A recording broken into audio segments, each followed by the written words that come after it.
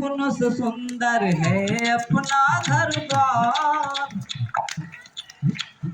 12 साल से हम हैं आए, मिला न हक अधिकार। हम पे थोड़ा ध्यान दीजिए बाबा की सरकार। विनय ये योगी जी से, विनय मेरी मोदी जी से, हो विनय ये योगी जी से, विनय मेरी मोदी जी से। बहुत दिनों से साहब धरने में हम बैठे, जोरदार की सर्दी बीती है अब कैसे। कागज ठंड पड़ रही थी जब धरना चालू हुआ। हमारा इस बार परिवार कागज ठंड झेलता हुआ आज गर्मी के मौसम भी शुरुआत हो गई है। बहुत दिनों से साहब धरने में हम बैठे, जोरदार की सर्दी बीती है अब कैसे। हम पे थोड़ा ध्यान दीजिए, हम पे थोड़ा ध्यान दीजिए, कर दो अब उद्धार। विनय योगी जी से, विनय मोदी जी से, हो विनय योगी जी से, विनय मोदी जी से। 12 सूत्रीय मांगे अब तो पूरी कर दो, आशा आपसे पूरी झोली अब तो भर दो। बहुत दुआएं देगा साहब, बहुत दुआएं देगा साहब इस मारक परिवार। विनय योगी जी से, विनय मोदी जी से, ओ विनय योगी जी से, विनय मोदी जी से। 12 साल से हम हैं आए, मिला न हक अधिकार। हम पे थोड़ा ध्यान दीजिए बाबा की सरकार। विनय योगी जी से, विनय मोदी जी से, ओ विनय योगी जी से, विनय मोदी जी से। मांग हमारी सारी की सारी है जायज, मांग हमारी सारी की सारी है जायज।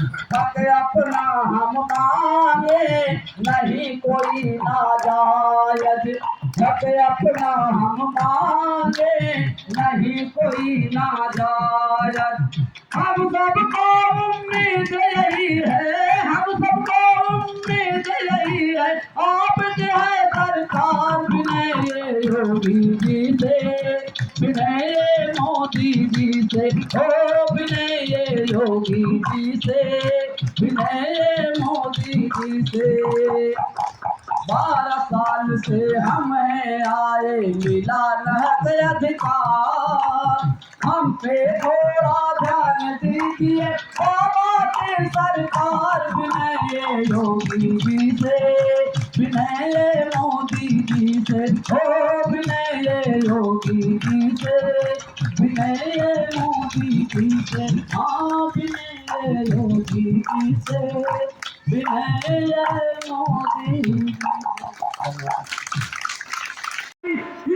विचार नहीं हुआ, हमारी मांग तो इतनी बड़ी नहीं थी कि वो पूरी न की जा सके। शासन में बैठे बड़ी बड़ी कुर्सियों पे जो बैठे हमारे सक्षम अधिकारी, वो कहीं ना कहीं दलित स्मारकों का हवाला देकर, दलित कर्मचारियों का हवाला देकर हमारी पक्षावलियों को किनारे कर दिया जाता है। तो मैं पूछना चाहता हूँ शासन से, सरकार से, क्या दलित कर्मचारी, दलित परिवार आपकी इकाई का हिस्सा नहीं है? क्या आपके प्रदेश का नागरिक नहीं है?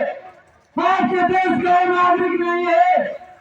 फिर ये दलित स्मारक, दलित महापुरुष, दलित कर्मचारी की भावना बात क्यों होती है?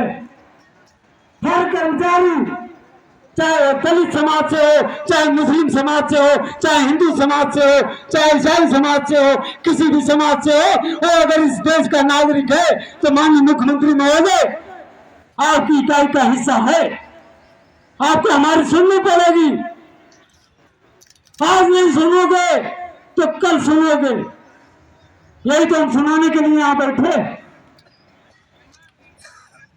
बड़ी विडंबना है कि सबका साथ सबका विकास का नारा देने वाली सरकार और शासन अपने कामों में रूलियां डाल करके बैठी हुई है। अगर तनिक सी भी सहानुभूति है तो हमारी मांगों का आदेश निर्गत कर दिया गया होगा। अभी भी समय है, अभी भी समय है।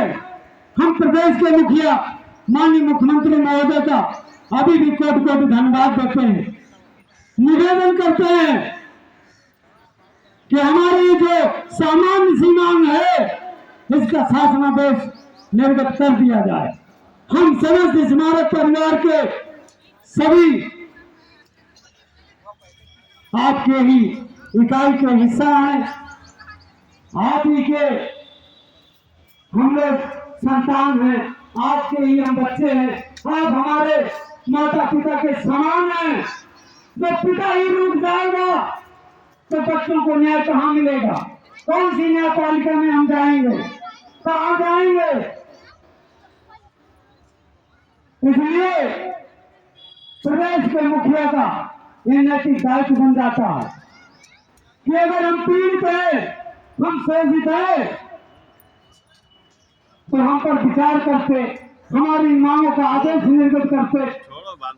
अगर 1 मिनट के लिए मांग भी लिया जाए स्पीच कि हमने अगर पुनर्निश्चित वेतनमान की आवाज उठाई, 7वां वेतनमान की आवाज उठाई, इसमें पड़ने वाला जो व्यवहार आपके कोर्स में आता है, तो मैं 1 मिनट के लिए ये मान भी जाऊं कि आपके कोर्स में धन नहीं है, नहीं दे सकते। लेकिन जो 12 वर्षों में हमारे वेतन मत से जो लूटपाट की गई, जो गुंडागर्दी की गई, जो भ्रष्टाचार किया गया, उन भ्रष्टाचारियों पे अभी तक आपका बुलडोजर क्यों नहीं चला? उसमें जांच क्यों नहीं बिठाई गई? पॉलिटेक्निक वाली दो क्या माननीय मुख्यमंत्री महोदय ये संभव नहीं था? क्या ये संभव नहीं है? ये न्याय नहीं है? ये होना चाहिए कि नहीं होना चाहिए? लेकिन उस पर भी पर्दा डाला गया। हमारे घर में डकैतियां डाली गई। मतलब कल हमने अगर हम डकैतियां तो खुला था, सही अगर खुले मंच में कर रहे तो हम कोई पाप नहीं कर रहे। हमारे घरों में, हमारे परिवार में 174 हमारा परिवार शहीद हो गया। मैं तो शहीद नहीं कहूंगा, उनकी हत्याएं की गई। ये हत्या है माननीय मुख्यमंत्री जी, इसे हम हत्या करार देते हैं।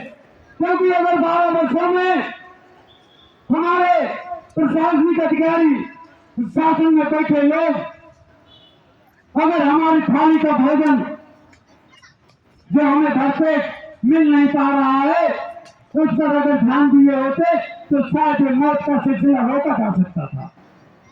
लेकिन नहीं रुका। भोजन की थाली आई, नहीं आई तो क्यों नहीं आई? क्यों नहीं रोका गया? तो साथियों,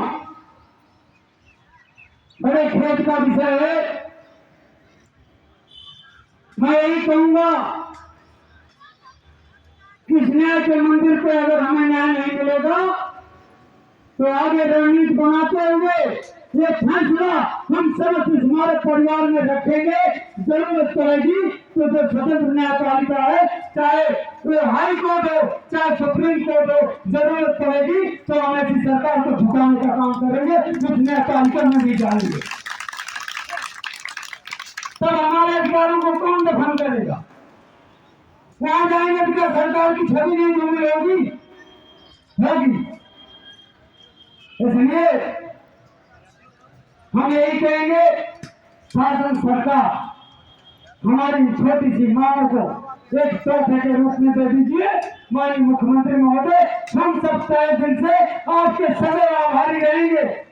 आपके प्रदेश के नागरिक होने के नाते, देश का नागरिक होने के नाते, आपका पिता, आपका बेटा, आपका पुत्र होने के नाते मैं तो यही कहूंगा माननीय मुख्यमंत्री महोदय, हम लोग छोटे सफाई कर्मचारी हैं, हम लोग अंत वेतन भोगी हैं, हम लोग सफाई कर्मचारी हैं, हम लोग छोटे से परिवार से हैं, घरों से हैं। हमारी जो समस्याएं हैं, हमारी जो मांग है, उन पर माननीय मुख्यमंत्री महोदय विचार करते हुए उस पर अगले आदेश निर्णय करने की कृपा करिए। सरकार आपकी बनी, सबका साथ सबका विकास, हमने भी सपने सजाए, हमने भी सपना देखा, हमने कहा एक साथ सुथरी सरकार सत्ता में आई है, हम भी साथ चलेंगे। साथ चला, साथ दिया, साथ निभाया। और कितने ऐसे माननीय मुख्यमंत्री महोदय के कारनामे सामने आए तो हम लोग भी आश्वस्त हो गए कि एक न एक दिन हमारे घरों में जो चिराग बुझ गए हैं उनके घरों में भी रोशनी आएगी। रोशनी को आना दूर, अंधकार और फैलता चला गया। ये अंधकार कब तक फैलेगा, इसका है किसी के पास जवाब? अगर अंधकार फैल रहा है तो उस अंधकार को उजाले में बदलने के लिए अगर हम इस प्रांगण में अपनी आवाज बुलंद कर रहे हैं तो क्या माननीय मुख्यमंत्री महोदय हम अन्याय कर रहे हैं? अन्याय नहीं कर रहे, हम हक की बात कर रहे हैं। अपने निमावी के क्रम में की गई व्यवस्था की बात कर रहे हैं। जो व्यवस्थाएं सरकार ने बनाई हम उसकी बात कर रहे हैं। आपने सेवा नियमावली बनाई, सेवा नियमावली में लिखा इन कर्मचारियों को वही वेतन भत्ते दिए होंगे जो शासन निर्धारित करेगा। शासन ने तो 2016 में 7 पे की व्यवस्था की, तो हमको क्यों नहीं दिया गया? स्मारक परिवार को क्यों वंचित रखा गया? हर किसी के पास जवाब समझ सकते हैं। क्या अगर हम ऐसी व्यवस्थाओं से वंचित रखे गए तो क्या मैं समझू ये सबका साथ है, सबका विकास? मैं तो नहीं मानता। ये सबका साथ सबका विकास मैं तब मानता जब हमारी मांगों का आदेश निर्गत किया गया होता। तो साथियों, यहाँ पे हर एक बैठा कर्मचारी, हर एक हमारी बहन ये समझ लें, मैं ये बता दूं कि जब ये लड़ाई शुरू हुई तो हम लोगों ने हाथों में गंगा जल लेके ये प्रतिज्ञा ली थी, अपनी नौकरी को, अपने बच्चों के उस भविष्य को कूड़ेदान में फेंक कर हम लोग यहाँ पे बैठ गए। अगर हमारी गर्दन भी कट जाएगी तो हम मैदान छोड़ के नहीं जाएंगे। और ये लड़ाई हमने लड़ी। कोई एक व्यक्ति कह दे कि लड़ाई में या लड़ाई की रणनीति में कोई कमी रह गई हो तो बता देना। लेकिन साथियों, दुर्भाग्य ये है कि आज अभी भी हम खाली हाथ आए थे और अभी खाली हाथ है। ये कभी हमारे खाली हाथ मुट्ठियों में तब्दील हो सकते हैं जब हम और आप अपने टूटे हुए सपने को और अपने आने वाले कल को, हम आने वाले हाथों में ये जो लकीरें हैं, जो हमें अपने भविष्य के लिए उज्जवल भविष्य की जो लकीरें हैं, आने वाले कल के बारे में हम सोचना शुरू कर देंगे, तब ये हमारी मुट्ठियों में तब्दील होगी जो मुट्ठियां हमारी खाली है। ये कैसे संभव होगा? ये तभी संभव होगा जब इस पे आप और हम बैठ के विचार करेंगे, तब ये संभव होगा।